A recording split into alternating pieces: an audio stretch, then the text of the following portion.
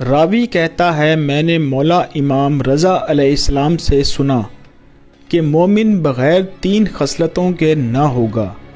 ایک سنت رب ہے، ایک سنت نبی ہے اور ایک سنت ولی ہے۔ رب کی سنت یہ ہے کہ اس کے بھید کو چھپایا جائے، جیسے کہ اللہ تعالیٰ فرماتا ہے اس کے بھید سے کوئی واقف نہیں سوائے اس کے جس کو وہ رسولوں میں سے اس کام کے لیے چن لے۔ اور سنت نبی یہ ہے کہ لوگوں کے ساتھ بہترین اخلاق سے پیش آئے، جیسے کہ اللہ تعالیٰ فرماتا ہے عفو و درگزر سے کام لو اور نیکی کا حکم دو۔